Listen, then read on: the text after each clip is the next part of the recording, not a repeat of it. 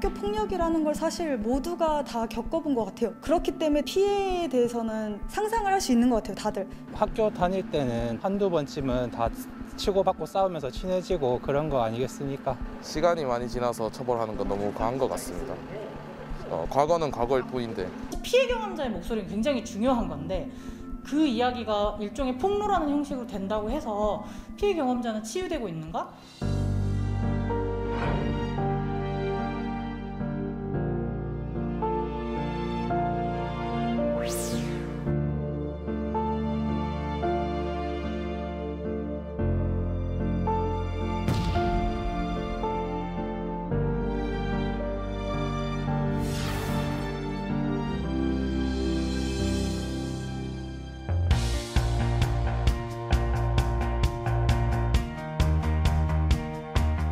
한 아이를 키우려면 온 마을이 필요하다라는 아프리카 속담이 있습니다.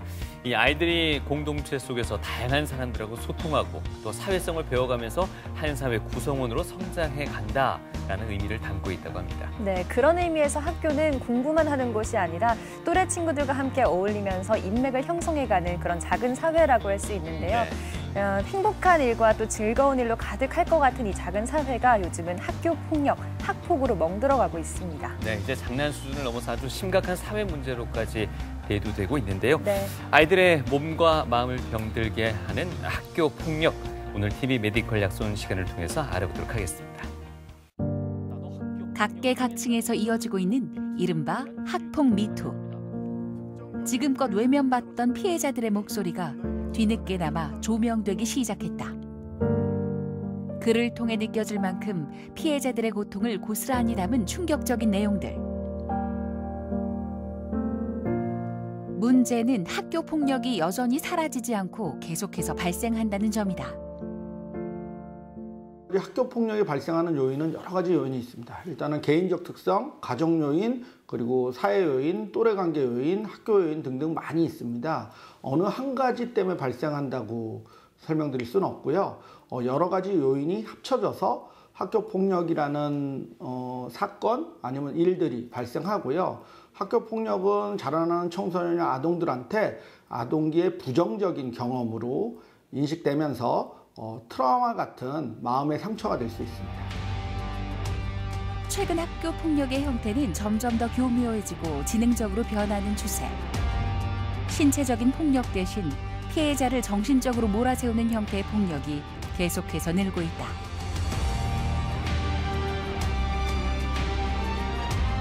교육 현장의 그늘 학교 폭력. 그 원인과 대처법에 대해 최태영 교수가 설명한다.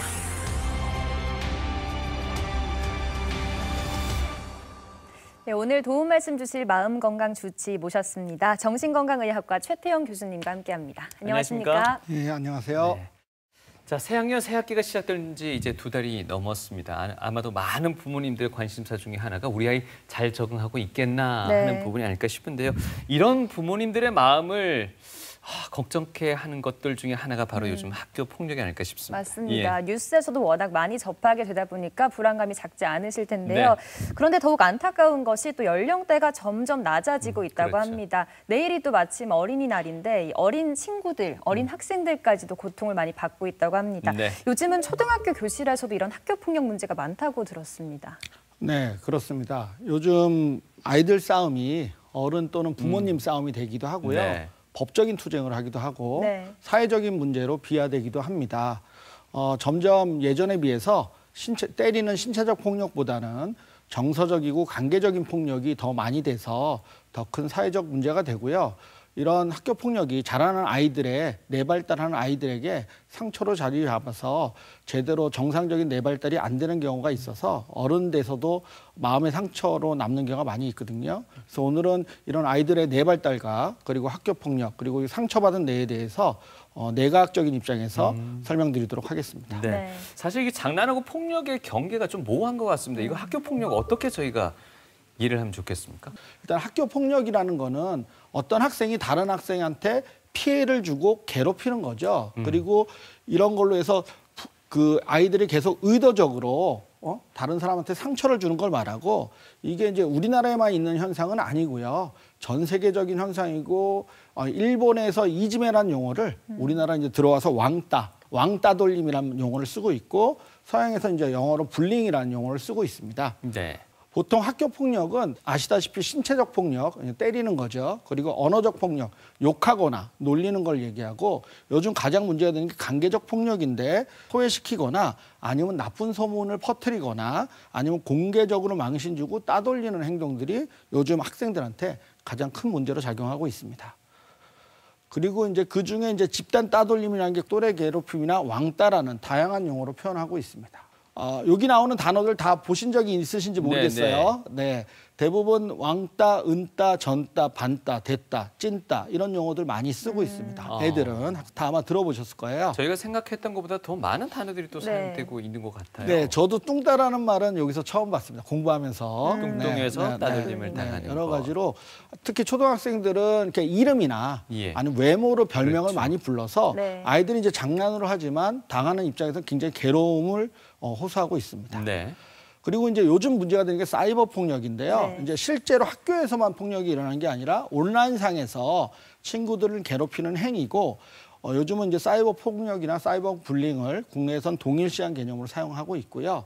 보면 사이버 폭력 유형도 다양하게 있습니다. 이제 메신저를 이용해서 우리나라에서 제일 많이 쓰는 메신저에서 이제 많이 통용되는 말이고요. 단톡방에서 서로 욕설을 하거나 아니면 단톡방에 이제 피해자 혼자만 남겨두거나 아니면 또 메신저 감옥이라 그래가지고 참다 못해서 나가는 애를 또 불러서 또 욕을 하고 원래 학교 폭력이라는 거는 학교에서만 발생하는 건데 이런 사이버 폭력은 학교 후에도 아니면 잠자면서도 아침에 일어나면 한 수백 개의 욕 카톡이 와 있으니까 아이들이 하루 종일 힘든 상황에 놓여 있습니다. 네. 그리고 이제 예전에 이제 우리 빵 심부름 시키듯이 기프티콘 셔틀도 하고 아니면 단체 카톡방에서 피해 학생 말만 무시하면서 유령 취급하거나 아니면 이게 요즘은 단체 문자를 받아서 핸드폰이 마비되는 경우가 있는데 메신저를 한꺼번에 보니까 메신저 그 울림이 계속 들리면서 아무것도 못하게 되는 그런 경우가 생겨서 아이들이 많이 이런 것으로 괴로움을 받고 있습니다. 네. 그래서 여기서 퀴즈 하나 내드릴게요. 네. 별명을 자꾸 불러요. 근데 친구는 별로 기분이 나빠요. 이런 거를 장난으로 봐야 될까요? 학교 폭력으로 봐야 될까요? 일단 기분을 나빠한다는 점에서 장난은 아닌 것 같은데 그렇다고 또 폭력이라기엔 너무 단어가 크지 않나 싶어요. 이런 게 모든 게 이제 피해자가 어떤 그 감정을 불러일으키느냐에 초점이 있는 게 아닐까요? 네. 정확한 지적이신데요. 그러니까 상대방이 괴롭다라고 느끼면 학교 폭력이 되고 이런 사소한 장난도 폭력으로 인식될 수 있다는 거를 우리 교육 현장에서 분명하게 가르쳐야 되고 우리들 인식 자체가 장난은 한 번으로 족하거든요. 근데 이게 반복되고 장기간 되는 건 장난을 넘어서는 폭력 행위이기 때문에 이거를 명심해야 될 것 같습니다. 네, 일단 뭐 사소한 장난이라도 상대방의 기분이 어떤지가 더 중요하다라는 말씀이십니다. 네. 저도 생각을 해보면 10대 시절 가장 중요했던 게 또 친구 관계였었던 것 같아요. 근데 이런 친구들에게 따돌림 당하면 많이 마음고생이 심할 것 같은데 실제 학교에서는 어떤 사례들이 있는지 좀 설명을 해주실까요? 네, 그래서 준비를 해왔는데요. 학교 폭력을 이해하기 위해서는 여러 가지 우리 사회적으로 어떤 문제가 됐는지를 보는데 학교 폭력을 당한 학생이 결국은 마지막에는 자살로 기결되는 사건들이 뉴스에 나옵니다. 물론 학교 폭력을 당했다고 자살하는 게 무조건 인과적인 관계가 있는 건 아니에요. 학교 폭력을 당한 아이들이 여러 가지 요인에 의해서 병이 생겨서 병의 증상으로 자살을 시도하는 경우가 되는데 결국은 시작점이 학교 폭력으로 시작하니까 우리가 뭐 어른들이 아니면 선생님들이 사회에서 이런 쪽에 관심을 많이 가져야 될 것 같습니다. 그래서 보면 중학생인데 친구랑 이제 선배들 뒷담을 한 거예요. 그런데 이제 선배 만나서는 또 그 친구 뒷담을 하다 보니까 서로 왔다 갔다 하면서 뒷담을 했는데 그 자기 친구랑 선배가 화해하게 되면서 얘가 왔다 갔다 하면서 뒷담을 하게 된 걸 알게 된 거예요. 그래가지고 화가 난 친구가 이 친구를 저격하는 SNS 글을 올렸어요. 보통은 사이버 폭력은 익명성이 기본인데 뒤에 설명드리겠지만 청소년들은 누가 하는지 대부분 알거든요. 그래가지고 얘가 이제 사과하는 문자를 친구들한테 보냈더니 친구들이 이제 가장 어려운 문제는 진정성이 부족하다고 네. 만나서 얘기하자 그랬거든요. 예. 그랬더니 이제 이 친구가 생각하기엔 만나는 거는 이제 때리거나 망신 주거나 이럴 거기 그럴 수 때문에 있죠. 걱정이 돼서 불안하고 우울하고 산에 가서 자살을 시도하려고 그러다가 실패한 후에 학교에 와서 상담센터도 가게 됐는데 이 친구가 충동적으로 가출도 하고 상담도 도망가고 해가지고 병원까지 내원한 케이스입니다. 네. 그래서 이 친구는 입원해가지고 우울한 거랑 충동성 조절을 위해서 약물 치료를 했고요. 입원 후에 증상이 호전돼서 퇴원하고 6개월 정도 치료를 유지한 후에 고등학교 진학하면서 학교 생활 잘 적응하게 된 학생이 하나 있고요. 근데 이런 학생들이요. 입원 후에 치료는 가능하겠지만 네네. 다시금 학교 현장에 또 자연스레 이게 적응이 가능할까라는 부분이 더 중요한 부분 아닐까요? 그래서 이제 입원 치료를 할 때는 예. 보통은 이제 자타의 위험성이 있는 친구랑 학교를 안 가게 되면 주로 입원을 하게 되거든요. 다음 케이스 보시면 알겠지만 학교를 가는 아이들은 예. 대부분 통원 치료를 추천드리고요. 예. 학교를 안 가려고 하는 아이들은 입원해서라도 입원 치료를 하게 되고 아이들은 치료도 중요하지만 잘 자라고 학교 생활에 적응하는 게 중요하기 그렇죠. 때문에 단기간에 입원을 주로 하게 됩니다. 예. 네. 이번 사례는 그 외국에서 돌아와 가지고 중학교 때 친구들이 이제 나쁜 소문을 내고 그 나댄다는 이유로 왕따를 당한 여학생인데요. 그래서 이 친구가 자기한테 나쁜 소문을 낸 친구들을 이제 저격을 했죠. SNS로. 그러니까 이거를 알게 된 선배들이 이 친구를 때리게 되고 이 친구가 이제 이런 걸로 인해서 우울하고 무기력하고 자살 사고랑 자해 등이 생겨서 보는 외래를 방문하게 됐습니다. 이 친구도 마찬가지로 약물 치료까지 해야 되게끔 심각한 케이스였고요. 다른 이제 사실은 아이들은 약물 치료 외에도 정신사회적 치료라 그래서 여러 가지 정신치료나 행동치료를 같이 동반합니다. 그리고는 이 친구도 한 6개월 정도 증상을 치료한 후에 종결돼서 결국은 고등학교에 잘 적응하고 살고 있습니다. 예. 네. 그래서 이 두 가지 케이스가 사실은 치료가 쉽지는 않는데 어떻게 해서 이제 치료가 잘 되었느냐, 좋은 예우를 가졌느냐를 우리가 생각해 보면, 그러니까 위센터라는 학교 상담센터가 있습니다. 교육청에서 운영하는 그 센터랑 병원이랑 같이 연계해서 상담과 치료를 같이 했고, 또 이 친구들을 도와주는 부모님이 학생들한테 굉장히 지지적이고 그리고 치료에 협조적이기 때문에 이런 게 또 치료 성공 요인이 되고, 가장 중요한 거는 병이 생긴 이후에 바로 병원에 와서, 그러니까 짧은 유병 기간이 아이들의 치료를 성공하게 된 큰 요인인 것 같아요. 보통 초등학교 때부터 이런 일이 당해서 병이 생겨서 2, 3년 지나서 중학교 때 오면 잘 치료가 안 되고 어른 될 때까지 고생하는 경우가 많거든요. 근데 이 친구들은 중학교 때 병이 생기고 생긴 지 몇 개월 만에 병원에 와서 적극적인 치료를 받았기 때문에 좋은 결과가 있었을 거라고 생각합니다. 예. 때라면 사실 이 민감한 아이다 보니까요. 정신과 치료를 받는다는 자체에 벌써 거부감이 있을 수도 있을 것 같습니다. 어떻습니까? 네, 10대뿐만이 아니라 예. 전 국민이 거부감이 많으시고요. 예. 대부분은 정신과 치료에 대한 편견과 선입견이 있습니다. 네. 그리고는 이제 아이들 모든 사람이 그렇지만 내가 병이 걸렸다 생각해서 환자라고 생각해서 오면 대부분 치료를 거부하고요. 나는 괜찮다고 많이 주장을 합니다. 그리고 특히 어린 학생들은 내가 잘못했기 때문에 병원에 온다고 생각을 많이 하거든요. 네. 그러니까 그래서 이제 벌을 받으려고 오는 게 아니라 치료를 받기 위해서 온다고 잘 설득을 하고, 아이들이 자신의 마음을 이해받는다 생각하면 외래 치료는 오게 돼 있습니다. 그래서 이제 외래 치료를 시작하죠. 정 안 되는 경우에는 입원 치료도 하는데 대부분 이런 문제들은 반드시 입원이 필요한 건 아니고 외래 통원 치료만으로도 충분히 도움을 주고 학교 생활을 계속 유지하면서 치료받는 게 더 중요하기 때문에 예. 가능한 학교를 다니면서 치료받도록 하고 있습니다. 예. 네.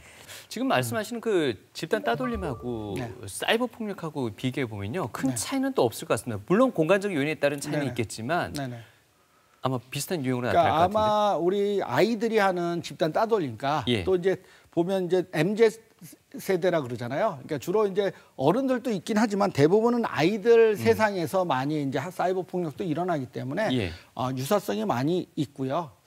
사이버 폭력이 우리가 생각할 때 잘 몰라서 이제 실제로 일어나는 폭력과 같은 효과가 있고 여파가 있다라는 거를 명심해야 됩니다. 사실은 이제 사이버 폭력이라는 건 익명성에 기초해서 모르는 사람한테 언어적 폭력이나 아니면 관계적 폭력을 행사하는 건데, 근데 실제적인 학교 폭력에서는 바로바로 피드백이 오니까 애들이 알아서 계속 하게 되거나 아니면 멈추게 되거나 하는데, 사이버 폭력은 이렇게 여파를 모르니까 정말 아무 죄책감 없이 더 잔인한 행동을 많이 저지르게 되고, 그러다 보니까 실제 폭력과 같은 현상들이 많이 생기는 것 같은데 네. 결국은 이제 자살하는 사람까지 생기니까 네. 사회적 관심이 되고요.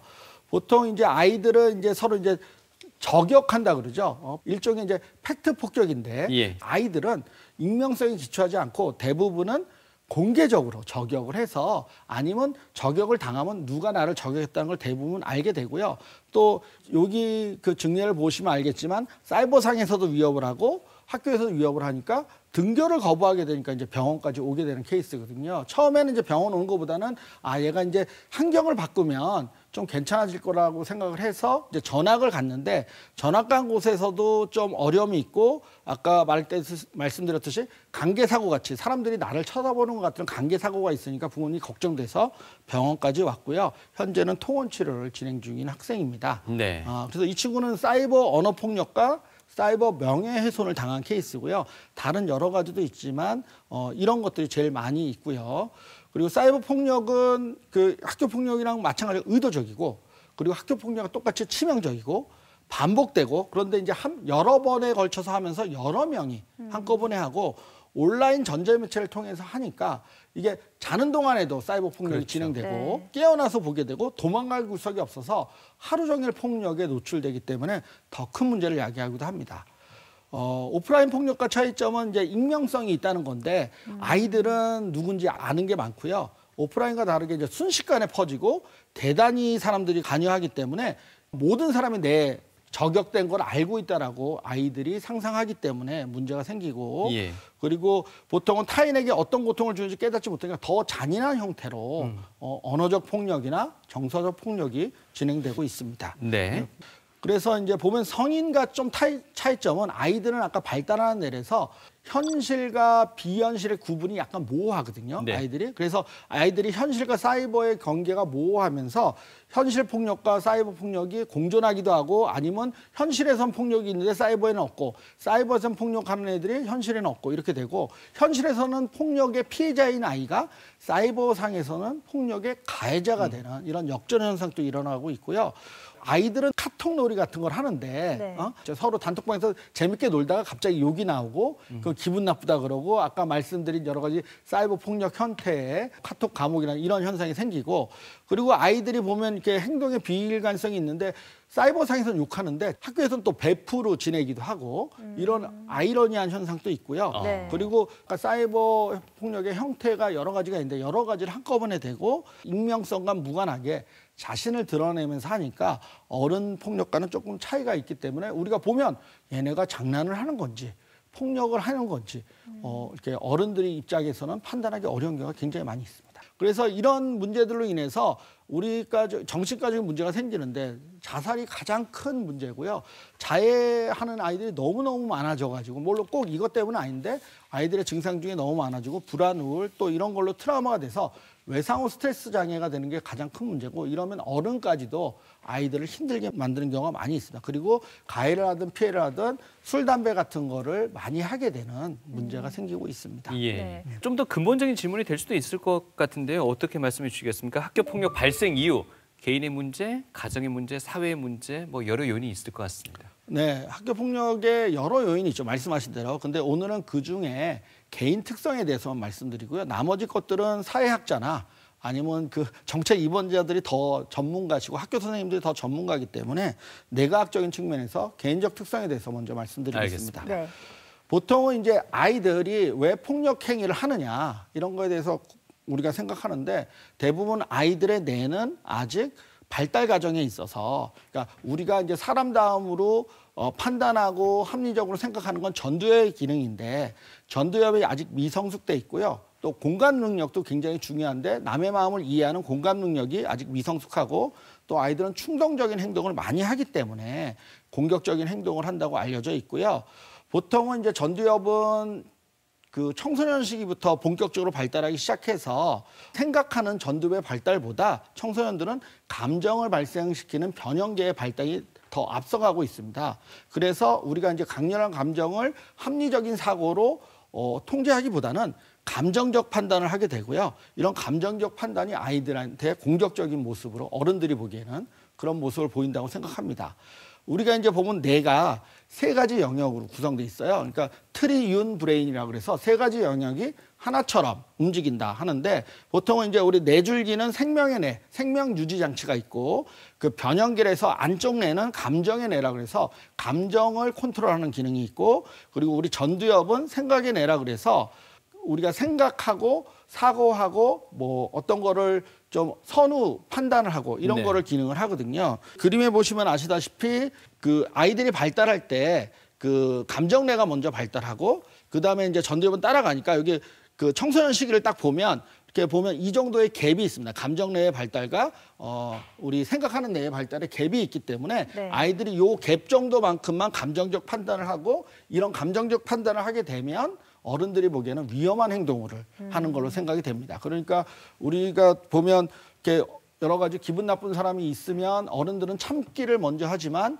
아이들은 충동적으로 공격적으로 행동을 하거나 때리는 행동을 하게 된다는 거죠.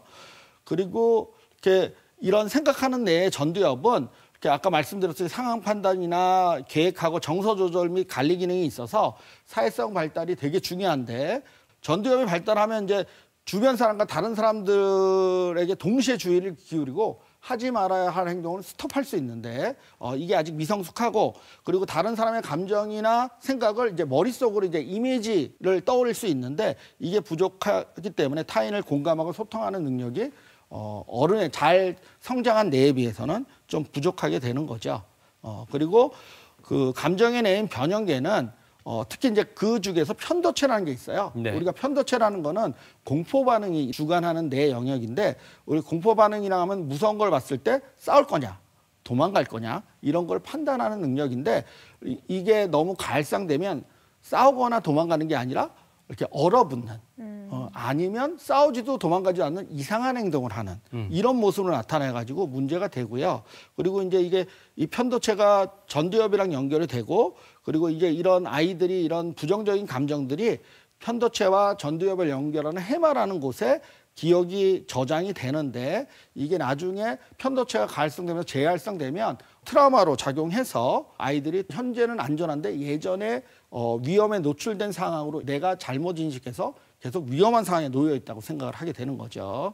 그래서 이 그림으로 나와 있는데 이렇게 2D로 보면 이렇게 편도체가 그 해마 끝쪽에 있고 이게 안쪽 뇌에 있거든요. 사실은 3D로 보면 이 뇌 껍질 안에 있어가지고 편도랑 해마를 통해서 전두엽에 연결돼서 이런 세 가지 생각하는 뇌의 기능과 감정을 조절하는 게 뇌가 서로 이렇게 원활하게 연결돼서 서로 그 정서도 조절하고 생각도 더 합리적으로 할 수 있는데 아직은 청소년들이 이게 부족하다는 거죠. 그리고 또 중요한 거는 공감에 있어서는 거울신경이라는 우리 뇌세포가 있는데 보통은 이제 그 거울신경의 역할은 다른 사람들의 표정이나 행동을 볼 때 스스로 경험하는 것처럼 느끼는 거예요. 이게 보면 옆에서 하품하면 나도 하품이 나오고 졸리고 네. 못에 찔릴 것 같으니까 내가 찔릴 것처럼 아픔을 느끼는 거거든요. 그런데 이제 이런 게 부족한 아이들이 있죠. 그리고 또 어떤 사람은 내 발 아니니까 어때? 이렇게 생각하는 공감하는 능력이 없는 그러니까 어른이 되면 그런 사람들이 이제 사이코패스처럼 생각하게 되고 그러거든요. 감정 없는 사람처럼. 그래서 이제 이런 거울신경이 점점 발달하면서 아이도 공감을 갖추게 되는데 아이들은 아직 이게 거울신경이 완전히 작동하지 않기 때문에 공감적 능력이 떨어지고 그리고 이런 공감적 경험들이 여러 가지로 알아가면서 아이들을 성장하게 만들고 사회성을 발달하게 만듭니다. 네. 그리고 충동성은 이렇게 아이들의 병 중에 충동성이 많아서 병이 되는 것들이 있는데 이게 품행장애나 반항성 장애나 ADHD 같은 것들이고요. 이런 아이들이 이제 어른이 되면 반사회적인 성격으로 변하는 경우가 있어서 어린 시절부터 성격 형성에 하는데 도움을 줘야 될 것 같고 근데 여태까지 여러 가지 설명한 요인들이 이것 때문에 학교 폭력이 생긴다라고 그 원인론적인 얘기는 아니고 네. 이런 요인들이 합쳐져서 학교 폭력에 기여한다라고 생각하고 있습니다. 저희가 보면 이제 나중에 나오겠지만 피해 가해자라는 용어가 있거든요. 피해 가해자. 네네네. 그러니까 어린 시절엔 피해를 주로 보다가 이제는 좀 커가면서 가해를 하는 학생으로 바뀐다는 거예요. 네. 보통 어떤 아이들 그러냐면 ADHD라고 진단받은 아이들이 어릴 때는 좀 나대고 그래서 애들이 안 놀아주고 따돌리고 하다가 얘가 조금 크고 힘을 가지게 되면 오히려 그런 애들을 가해하게 되는. 그러니까 이게 어떻게 보면 얘가 예전에는 학교폭력의 피해자였는데 중학생이 되면서 학교폭력의 가해자가 되는 경우가 있어서 그래서 그게 이제 요인으로는 ADHD라는 병이 많이 관여되기 때문에 이런 병들을 좀 치료해서 아이들한테 도움을 줘야 되겠다고 하고 저희가 연구한 결과가 있습니다. 그래서 이게 보면 사회성이 떨어지는 아이 사례를 가져왔거든요. 보면 이제 사과하면 죄를 인정하는 거예요라는 제목인데 철수라는 초등학생이 있었는데 어떤 일이 있었냐면 철수가 여학생 뒤를 지나가면서 엉덩이를 만졌다고 다른 애들이 선생님한테 보고를 한 거예요. 그리고는 다른 애들이 얘가 좀 말도 없고 조용하고 위축된 애니까 여학생들 얘는 원래 음흉한 애였어요 하고 선생님한테 보고를 했어요. 네. 그래서 선생님이 불러서 철수한테 무슨 일이 있었니 했더니 애가 아무 말도 안 하고 오히려 화를 내고 더 질문하니까 여학생애도 사과조차 안 해가지고 아이들은 아 얘가 진짜 변태 같은 애구나. 원래 그러더니 진짜 그랬구나 이렇게 오해를 하고 있었는데 예. 한참 지나고 나서 엄마가 알게 된 일은 아이가 이제 실수가 한 거죠. 사물함에 물건을 꺼내려고 지나가는데 다른 아이에 밀려서 손에 닿게 된 거다. 그러니까 우연이죠. 의도적인 게 아니라. 네. 그러고 자기가 인터넷에서 봤더니 사과하면 죄를 인정하는 거니까 사과를 하면 안 된다. 그러니까 자기 중심적인 사고를 가져서 사과를 안 하게 된 건데 이런 걸 보면 우리가 딱 오해하기 쉽죠. 네. 보통은 이제 이런 일이 할 때 다들 관찰자 시점에서 보게 되거든요. 예. 전지적 시점을 이렇게 갖추기가 쉽지 않아요. 그러니까 네. 우리가 전지적 시점을 갖추면 어떤 일인지 알고 정확하게 파악하는데 아이들의 입을 통해서 알게 되니까 좀 위축되고 의사소통 잘 못하고 사회성이 떨어진 아이들은 이렇게 오해받게 되고 이러면 얘가 아 병이 심각하구나. 이렇게 성적인 문제가 있구나 해서 병원까지 데려오는 경우도 생기고요. 근데 이럴 때 정확하게 맥을 집어서 개입을 하게 되면 얘가 환자가 되는 게 아니라 올바른 학생으로 자라날 수 있는데 이런 일이 있은 후 서로 의논하거나 상담하러 병원에 내원하는 게 굉장히 중요한 것 같습니다. 그래서 이제 아이들마다 사회성은 차이가 좀 있어요. 그러니까 키가 큰 사람, 작은 사람이 있듯이 어떤 아이들은 철이 들어서 어른 같은 애도 있고 어떤 아이들은 아직도 더 어린애처럼 보이는 경우가 있고요. 그리고 아까도 말했듯이 아직 공감이 미성숙해서 본인의 관점으로 생각을 많이 하니까 오해나 갈등이 생기고 아이들은 따돌림에 대해서 되게 좌절을 많이 겪어요. 네. 그러다 보면 또 상처받은 애가 되기 때문에 이런 아이들이 좌절을 취약한 부분을 도와줄 필요가 있습니다. 반드시.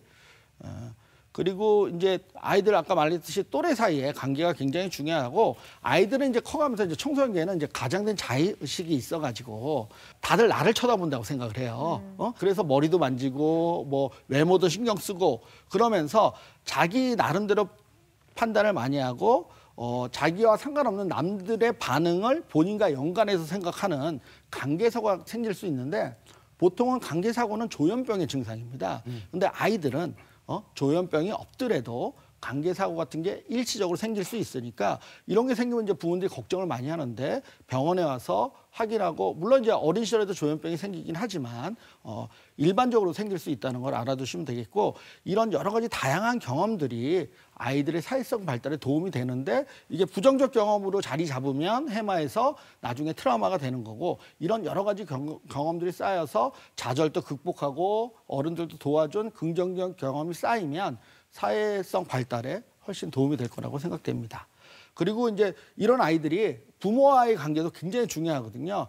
가족에서 안정된 마음을 가진 아이들이 이런 것들에 대해서 되게 많이 극복하는 힘이 생기고 그러니까 부모님들이 이제 이런 일이 생길 때 담대하셔야 되는데 부모님도 편도체가 활성화돼 가지고 그 전두엽의 기능이 저하되면서 아이들처럼 감정적 판단하는 경우 있거든요. 그러다 보면 이제 애들과 같은 생각으로 하면서 이제 애들 싸움이 부모 싸움이 되기도 하기 때문에 부모님들이 이제 이게 강국 카피이기도 한데 흔들리지 않는 편안함을 갖추시는 게 그러니까 이런 마음을 갖고 아이들을 임하는 게 아이들이 사회성 발달에 도움이 되고 학교 폭력을 대처하는 데도 도움이 될 것 같습니다. 흔들리지 않는 편안함을 가지기에는 부모의 소양이 상당히 좀 부족한 것 같습니다. 좀 병원 가야 될까요?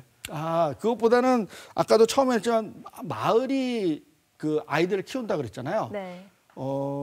이게 저도 많이 쓰는 말인데 예전에는 그러니까 아이를 키우니까 여러 마을에 있는 여러 사람들이 아이들을 돌봐줬어요. 지금은 그렇지 않죠. 요즘은 부모한테 모든 게 다 있어가지고 부모님이 올바르지 않으면 부모님이 그 흔들리지 않은 편안함을 가지 않으면 아이들의 마음이 많이 흔들리게 됩니다. 네. 그래서 굉장히 어려운 현대 사회가 오고 있거든요.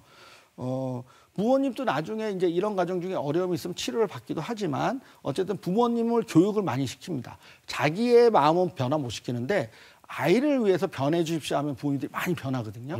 그래서 엄마가 막 속상하고 흥분되지만 아이를 위해서 담대한 척 해주고 네. 잘 극복할 수 있는 척을 해주면 아이가 훨씬 안정적이 될 거라고 잘 설명해드리고 있습니다. 네. 어릴 적 받았던 이런 폭력으로 인한 상처가 잘 치유됐으면 좋겠습니다. 네네. 하지만 어려운 게 또 상처는 지워질지언정 마음속에 남아있는 맞아요. 그런 것들이 네. 또 성인이 되어가면서 지워지지 않고 있는 경우들이 많은 것 같습니다. 이런 부분들은 어떻게 또 설명하십니까? 네, 그래서 이런 게 상처가 된 게 이제 트라우마로 작용해서 네. 우리가 이제 그 올바르게 자라는 뇌가 트라우마에 적합한 뇌로 바뀌거든요. 결국은 이제 생각하는 전두엽 기능보다는 그러니까 그 감정적인 뇌 발달, 편도체나 해마가 더 발달하니까 이런 가활성을 위해서 전두엽의 기능이 떨어지고 계속 트라우마로 돼서 정신과적인 증상을 유발하게 되거든요. 예.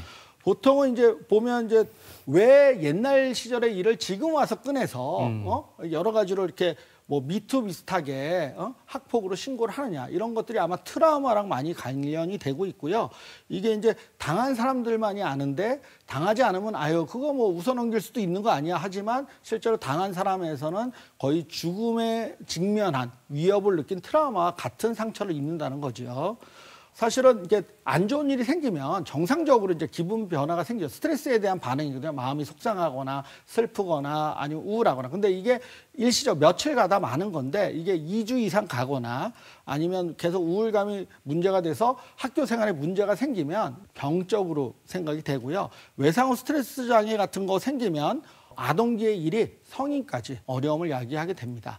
보통은 아동기 부정적 경험이라 그래요. 그러니까 아동들은 이런 부정적 경험이 쌓이면 트라우마로 발생해서 만병의 근원이 된다는 거거든요. 어른 돼서 자신이 행복감을 느끼거나 아니면 신체적 질환에 대처하는 데 있어서 좀 취약해지기 때문에 많은 병이 생길 수 있기 때문에 어린 아이들은 이런 부정적 경험에 노출되지 않도록 어른들이 신경 써야 된다는 이론들인데요. 네.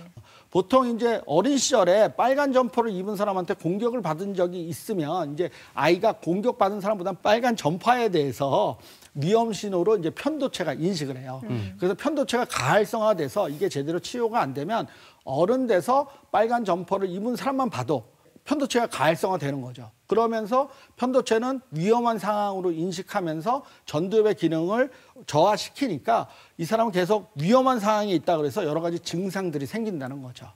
그게 이제 불안, 우울, 아니면 회피 증상, 가각성 등의 여러 가지 증상들이 생길 수 있고요. 그래서 이게 부정적 경험이 트라우마가 돼서 지속적인 영향을 끼치고 이런 것 때문에 사소한 부분에 충동적이고 폭발적인 반응을 일으켜서 여러 가지 기능의 저하가 오고 이런 것들은 우리가 스트레스를 극복하고 공포 반응을 유발해서 우리가 잘 살아남을 수 있도록 생각하는 일반적인 편도와 해마의 기능이 가활성되면서 오작동돼서 계속 증상을 유발한다는 거죠. 네. 그래서 이제 우리가 이제 치료 자체도 전두엽 기능이 회복되고 편도체가 이제 안정될 수 있도록 그런 치료들을 진행하는데 이런 명상 기법 같은 게 굉장히 도움이 많이 되고요. 네. 이걸로도 안 되는 경우에는 정신과 와서 전문적인 치료를 해서 정신 치료도 하고 약물 치료도 하고 이렇게 치료를 받으면서 회복의 과정을 밟아나가고 있습니다. 네. 그리고는 이제 학교 폭력이 PTSD를 유발하느냐 정말 왜냐하면 이게 생명을 위협하는 사건 사고가 아닌데 PTSD를 유발할 것이냐에 대한 여러 가지 연구가 있는데 한 40% 정도가 학교 폭력만으로도 외상후 스트레스 장애가 유발할 수 있다라고 생각하고 이런 애들이 이제 반복적으로 괴롭힘을 당하니까 PTSD 증상의 무력감을 많이 호소하고 있고요.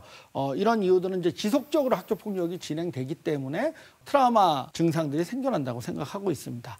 그런데 이런 것들이 있다고 다 병이 생기는 건 아니거든요. 그러니까 우리 사람들은 이런 스트레스에 극복하려고 하는 힘이 있는데 그게 네. 이제 회복 탄력성이라는 힘입니다. 네. 같은 어려움을 겪었는데 병이 안 되는 사람들이 있는데 이게 이제 개인적인 능력만이 아니라 그 사람을 둘러싼 가족 환경이나 지역사회 환경이 지지적이고 긍정적이면 트라우마를 겪더라도 이 사람이 병 없이 잘 자랄 수 있다는 거거든요. 그렇기 때문에 우리 지역사회에서 이런 트라우마를 입은 사람들한테 지지적이고 안전한 여러 가지 환경을 조성해 주는 게 굉장히 중요해서 네. 개인적으로도 여러 가지 치료도 받아야 되지만 이런 사람들한테 우리가 이렇게 공감할 줄 아는 마음을 갖는 게 굉장히 중요하다고 생각합니다. 그래서 따뜻한 가정관계랑 긍정적인 가정 환경이 회복 탄력성을 키워주는 데 도움이 되고 또 이런 친구들이 또래 관계가 좋은 친구였다면 또한 회복 탄력성을 갖추는 데 도움이 되기 때문에 우리가 이제 아이들을 키울 때 회복 탄력성이 많은 아이들로 키우는 게 아이들 양육에 도움이 될 것 같습니다.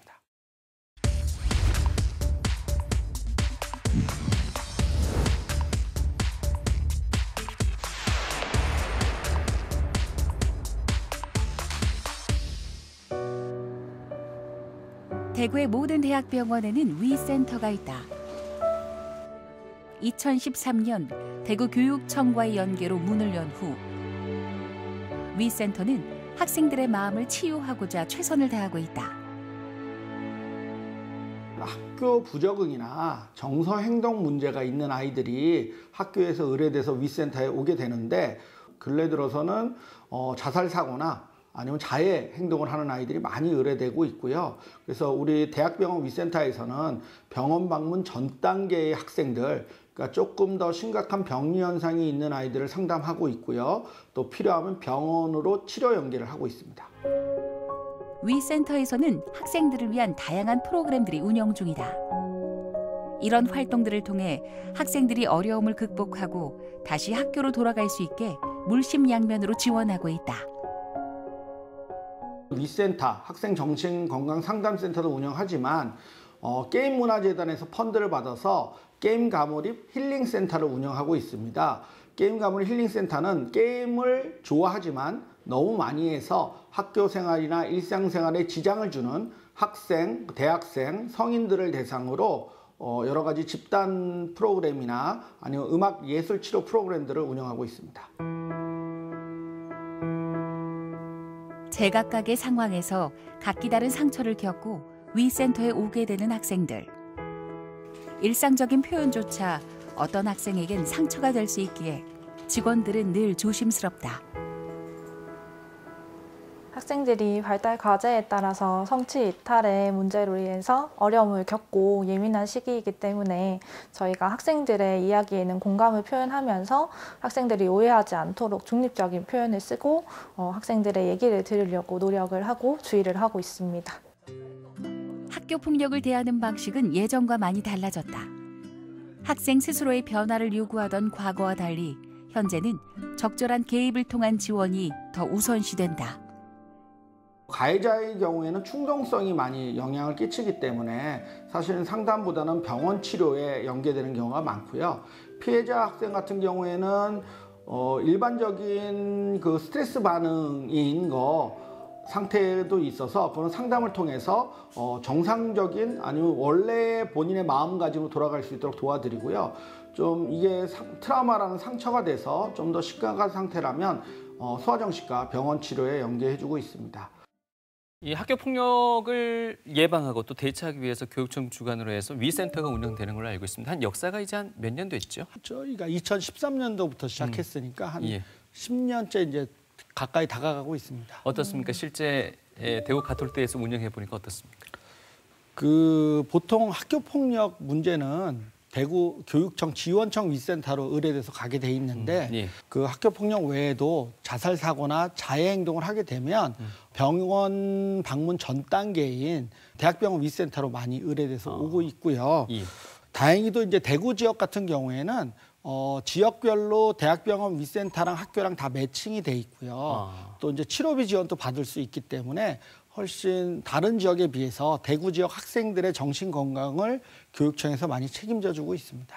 이런 도움의 손길을 얻고자 하면 어떤 접수 지원이 가능할까요? 네, 보통은 이제 일선 학교에 이렇게 대부분 위클래스라는 게 운영이 돼 있고 그리고 이제 위센터, 그러니까 학교 내에서 상담으로 해결하기 어려우면 지원청 위센터나 대학병원 위센터가 있습니다. 거기 학교에 이제 상담 선생을 통해서 저희 위센터로 의뢰가 되면 저희가 그 학생에 대한 접수 면접을 해서 이 아이가 상담을 할 건지 병원에 치료를 보내야 될 건지를 결정해서 아이한테 적합한 상담이나 치료를 받도록 도와주고 있습니다. 예. 네, 아이들이 잘 건강하게 학교 생활할 수 있도록 또 지원이 많이 되고 있는 것 같습니다. 네. 자, 청소년의 사회성 발달에도 가정의 역할이 아주 중요하다고 하셨는데 또 가정 내 우리 아이에게 학교 폭력이 발생했다고 했을 때 또 부모의 역할이 아주 클 것 같습니다. 우리 아이가 피해자이냐 또 가해자냐에 따라서 역할이 굉장히 다를 것 같은데 어떻게 네. 다를까요? 네, 그래서 사례를 또 하나 가져왔는데요. 예. 초등학생 여학생이 그동안 자기를 좀 괴롭히던 남학생이 자기를 때렸어요. 그래가지고 그거를 이제 이렇게 선생님한테 보고를 했는데 때린 학생의 부모가 네. 이거는 둘이 서로 싸운 거고 우리 애만 때린 거 아니다 하면서 쌍방의 문제라고 오히려 화도 내고 치료비도 낼 수 없다 그래서 결국은 학교폭력위원회가 열려서 결국은 때린 부분에 있어서는 남학생이 여학생한테 사과하라고 그랬는데 예. 여학생이 보기에는 얘가 이제 진정성 있게 사과를 안 했다고 생각을 하는 거예요. 그래서 그날 이후로 짜증이 많이 늘고 등교도 하지 않고 얘가 이제 가장 억울해하는 게 뭐냐면 나는 이렇게 학교도 못 다니고 상담도 다니는데 힘든데. 때린 걔는 왜 멀쩡히 학교를 다니느냐 그렇죠. 이런 분노감 때문에 계속 상담을 다니고 치료를 하고 있는 학생이 있습니다. 실제로 이런 경우가 굉장히 많아서 예. 사실은 저희가 어떻게 도와줄지 참 고민인데요. 보면 이제 그 부모님 입장에서는 우리 아이가 가해를 한 학생인지 피해를 한 학생인지에 따라서 조금 약간 입장이나 접근 방법이 좀 다를 수 있고요. 만약에 우리 아이가 가해를 한 거면 보통 이제 부모님이 내 아이는 그럴 리 없어. 네. 이렇게 생각을 많이 하는데 그런 마음을 좀 접어두고 객관적인 사실을 수집하고 사실관계를 따지는 게 우선이고요. 이게 애들 싸움을 넘어선 거면 담임교사나 학교에 보고하고 도움을 청하는 게 좋고요. 이미 맞은 아이가 선생님한테 보고를 했다 그러면 이런 사실이 어떻게 벌어졌는지에 대해서 적극적으로 협조하는 게 필요합니다. 예. 그리고는 만약에 이제 우리 아이가 잘못한 거라고 부모님이 판단이 되면 뭐 아이를 통해서 사과를 하든지 아니면 부모님도 같이 사과하는 게 중요하고요. 이런 행동을 한 아이를 혼내기보다는 인격적으로 지도하는 게 필요하고요. 그리고 아이가 스스로 잘못을 책임질 기회를 줌으로써 부모가 무조건 맞고 처리해 준다는 식의 행동은 금물이라고 생각이 됩니다. 만약에 우리 아이가 피해자라면 부모님들이 더 마음이 속상하고 네. 또 부모님의 감정내도 활성화가 돼서 그렇죠. 올바른 판단을 하기가 힘들어지거든요. 그래서 항상 오시면 좀 부모님이 좀 차분해지시고 네. 안정을 느끼시고 그리고 이제 좀 담대한 마음을 가지라고 이렇게 계속 말씀을 드리는데 일단은 학교 폭력의 발생과 그 정도를 파악해야 되고요. 그러니까 애가 맞고 왔는데 이거 애들 싸움이다라고 생각되면 더 일을 키우기보다는 애들끼리 아니면 선생님 선에서 해결하도록 도와주는 게 필요하고요. 근데 아이는 여러 가지 체면도 있고 그러니까 맞은 사실을 숨기는 경우가 많이 있거든요. 그래서 보면 이렇게 눈에 뭐 다 알겠지만 이렇게 주먹 자국 밤탱이가 났는데 아이들은 전봇대에 부딪혔다고. 아이고야. 네. 그리고 또 애가 뭐 옷이 찢어지거나 아니면 자꾸 여기저기 아프다 그러거나 네. 식습관이 변하거나 수면 습관이 변할 경우에는 얘가 학교에서 무슨 일이 있나 네. 이런 생각을 좀 하시는 게 좋거든요. 아니 애가 학교 가서 맞았나 이런 생각 말고 학교에서 무슨 일이 있나 좀 생각해 보시고 또 성적이 떨어지든지 아니면 학교를 안 간다 그러든지 아니면 이제 용돈을 더 달라고 하거나 부모님 손에 손을 댄다면 아이가 혹시 얘가 괴롭힘으로 돈이 필요한 애가 되는지를 좀 생각을 해보시는 게 필요합니다. 일단 생각만 하시고요. 예. 당장 너한테 너 학교에서 무슨 일 있니 하면 아이들이 입을 다물 수도 있거든요. 그러니까 이제 하고 아이한테 대화를 시도해서 피해 정도를 파악하는 게 중요하고 이미 이제 학교 폭력으로 해서 다친 아이이기 때문에 엄마가 대안을 하면서 더 다치지 않게 대하는 게 중요해서 그게 이제 공감하고 아이를 안심시키고 그리고 학교 폭력에 대해서 자세한 정보를 얻고 대책을 이제 같이 세워나가는 게 중요한데 그러니까 아이를 공감하고 안심시키는 게 왜 중요하냐면 애가 이제 집에 아주 위험한 상황으로 인식돼서 얘가 감정적인 판단밖에 못 하거든요. 예. 그렇기 때문에 아이의 고통을 위로해주고 이렇게 힘들게 버텨온 상황을 인정해 주면서 도움을 청하는 게 부끄러운 게 아니다. 그리고 또 부모로서 내가 막아주겠다, 너를 안전하게 해주겠다라고 실제로는 어떻게 할 방법은 없더라도 말이라도 이렇게 너를 안전하게 내가 최선을 다하겠다라는 메시지를 전달해 주실 필요가 있고요. 그다음에 이제 자세한 정보를 얻는데 이게 정보를 얻는 과정에서 들으면 저희가 알잖아. 이거 별거 아니네. 애들 싸움인데 너 왜 그래? 그 장난인 것 같은데? 라는 이런 논평식 발언을 하게 되면 아이들이 자신의 마음을 이해받지 못한다고 생각하기 때문에 부모한테 또 입을 다뭅니다. 네. 그렇기 때문에 우리는 최대한 아이들한테 위로하는 마음도 있지만 애가 무슨 일이 있는지 정확히 알기 위해서는 아이의 마음을 좀 사로잡아야 되거든요. 예. 또 대책을 세우는데 이렇게 말씀드렸듯이 고통이 크지 않으면 아이가 학교 가서 친구들끼리 스스로 해결하는 방법을 해보는 것도 있지만 어른이 개입해서 선생님이 개입해서 도와줘야 될 문제면 학교에 알리는 게 필요하고 이런 사태 보면 보통은 이제 둘이 싸웠으니까 둘이 손잡고 사과하고 뭐 어루만져주고 안아주고 뭐 이제 화해한 거다 이런 식으로 끝내면 글쎄요 둘 중에 하나 피해 입은 애는 마음의 앙금이 남을 수도 있기 때문에 어떻게 해결해야 되는지를 아이의 페이스에 맞춰서 아이의 의사를 반드시 들어서 해주는 게 좋고요. 보면 아이는 용서를 안 했는데 부모님끼리 용서해 주는 경우가 있어요. 그건 무슨 말이에요? 그러니까 부모님끼리 합의를 봐서 이 정도면 너 충분히 보상을 받았어. 그러니까 너도 얘를 용서해줘. 이런 식으로 거꾸로 탑다운 방식이 되는 거죠. 부모가 해서 하는 경우가 있는데 그런 경우에는 아이의 마음의 상처가 커지는 경우가 많이 있어서 반드시 아이의 의사를 해결 과정에 반영하도록 설명드리고 있습니다. 예. 다음 사례는요. 이런 경우가 좀 많이 있죠. 그러니까 피해를 보던 애가 가해자가 되기도 하고 그러니까 학교 폭력에서는 힘의 불균형이 정확한데 그 사이버상에서는 이게 역전되는 경우가 많습니다. 학교 폭력의 희생자들이 사이버상에서는 가해자가 되는 경우가 많고 그리고 힘의 관계가 누가 힘센 사람이 힘 약한 사람을 괴롭히기보다는 약간 애매한 경우에 가해자의 피해자의 경계가 모호해지는 경우가 많고 또 이런 경우 외에도 계속 피해만 당하다가 그러니까 위축되고 아무 말도 못하고 울거나 이런 아이들가 어느 날 갑자기 이제 자기를 괴롭히려 때리게 된 거죠. 그러니까 걔네들이 얘를 자신이 맞았다고 하면서 얘를 학교폭력 가해자라고 이제 선생님한테 보고를 하게 된 거죠.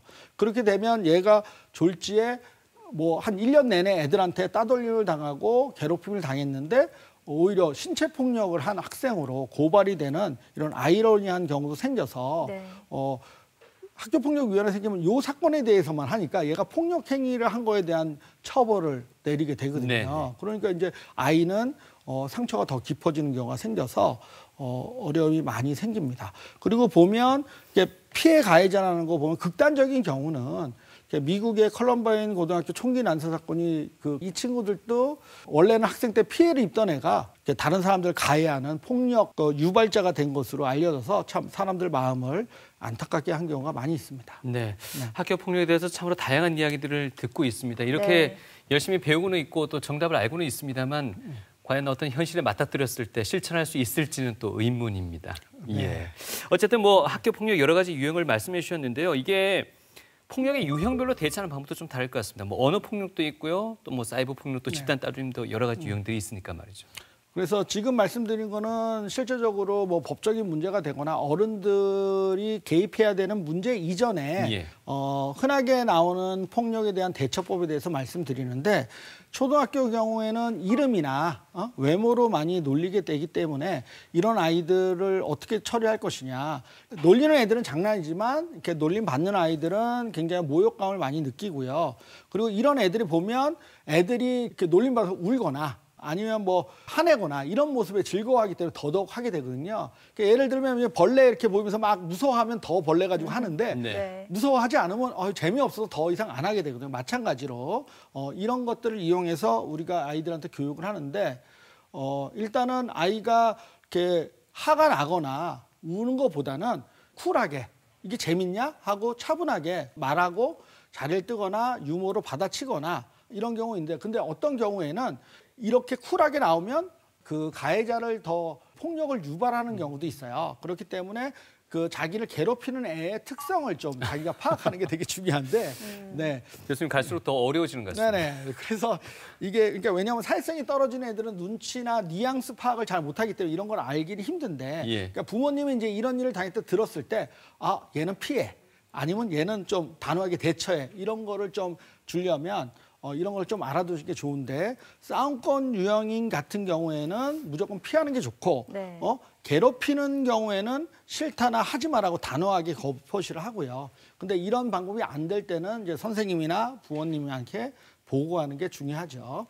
그리고 이제 사이버 폭력 같은 경우에는 일단은 도와줄 사람한테 알려야 되는데 언제 알려야 될까를 좀 말씀드리면 두려울 경우, 그리고 협박을 받을 경우, 그리고 학교에 가고 싶지 않은 경우, 그리고 학교에서 특정한 사람이나 장소를 피하는데 이걸로 인해 가지고 학습에 지장이 생긴다. 그리고 결국은 삶의 질이 떨어지고 이거를 폭력을 멈추게 노력했는데 잘 안 된다. 그리고 우울하고 자살하고 싶다 하면 도와줄 사람, 주변 어른들한테, 그러니까 선생님이나 부모님에게 알려서 자신이 도움을 받아야 한다고 생각합니다. 왜냐하면 이럴 때부터는 아이들 스스로, 아이들 싸움이 아니라 이제 뭐 어른들의 싸움이 되거나 아니면 법적인 문제가 돼야지만 아이들이 이런 위험한 상황에서 빠져나올 수 있기 때문에 어른도 이런 대인관계 상황이 어려워요. 근데 애들은 더더욱 어렵기 때문에 도움을 받아야 된다고 생각을 하고요. 예. 네.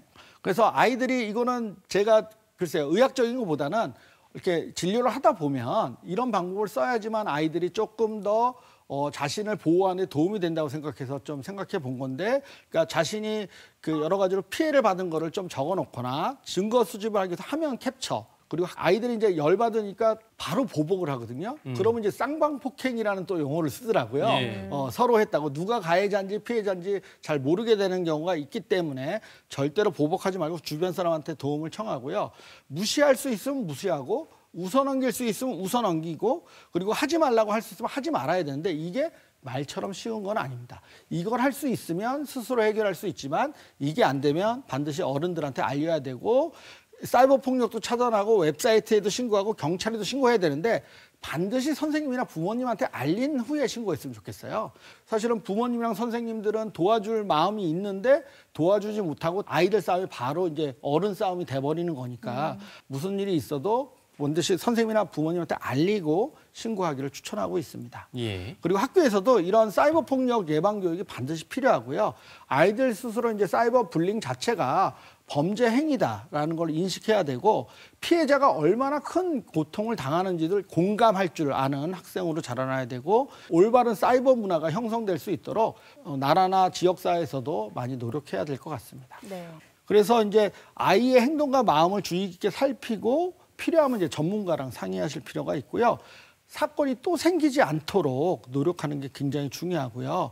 아까도 말씀드렸듯이 부모도 굉장히 고통스러운 가정이에요. 그래서 부모도 심리치료나 약물치료가 필요한 경우도 생기는데, 그러니까 부모가 치료할 정도가 되면 아이들은 병이 잘 안 낫습니다. 그렇기 때문에 부모가 마음을 빨리 치료하거나 아니면 치료 안 하더라도 담대한 마음으로 돌아가시면 아이가 안정되는데 훨씬 더 도움을 받을 거라 생각합니다.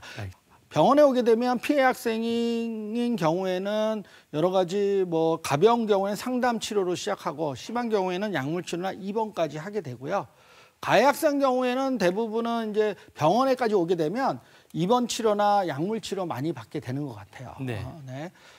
그리고 이제 저희가 항상 이런 학생들이 오면 대부분은 이제 아이가 병들어서 오는 경우도 있지만 법적인 절차를 위해서 진단서를 받기 위해서 오는 경우도 많이 있어서 이게 이제 법적인 절차를 도와주는 게 아이를 도와주는 건지 아니면 그렇죠. 임상적 진료를 하는지 아이들을 도와주는 건지 항상 고민해 있고, 아이들 싸움으로 끝날 거를 어른 싸움으로 확대해서는 안 되지만 이게 이제 아이들 마음이 잘 자랄 수 있도록 도와주기 위해서 제가 어디까지 진료해야 되는지가 가장 고민인데, 다행히도 아이들은 이렇게 오는 것 자체만으로도, 가정 자체만으로도 치료 효과가 있습니다.